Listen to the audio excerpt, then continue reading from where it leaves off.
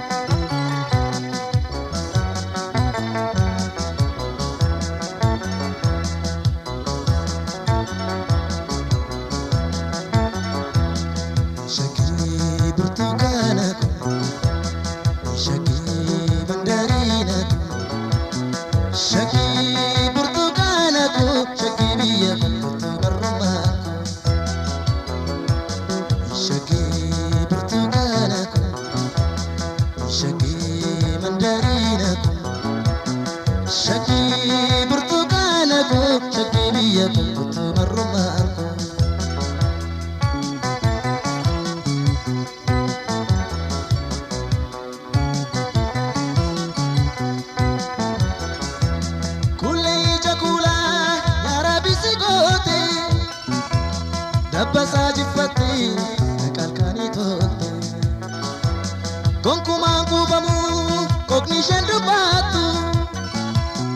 Iba matu faya Hiroshen kofatu Iba matu faya Hiroshen kofatu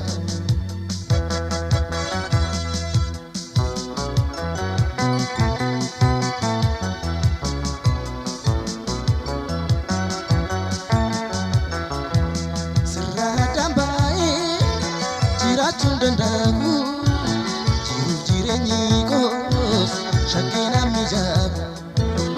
ega seyetiya kona gamachisi ya jalalaki takana unachisi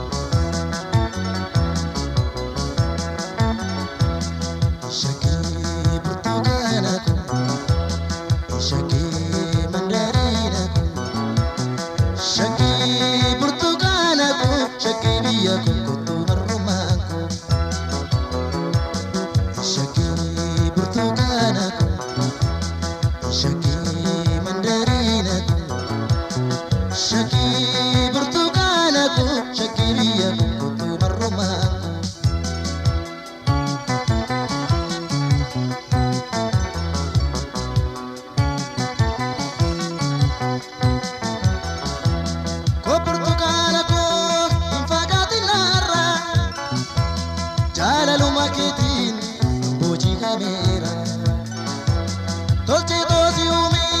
rabbi wanu darra barbare tannabe uda tokko sera barbare tannabe uda tokko sera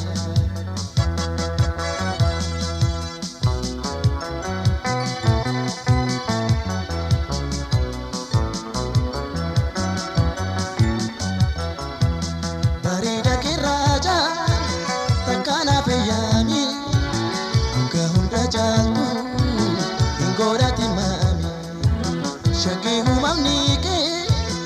hodam warrajiti kamni ke martinu siddisa birrati sirra dambae jirachun dandamu jiru jirenyi kos shakina mijabu ega seyetiya kona gamachisi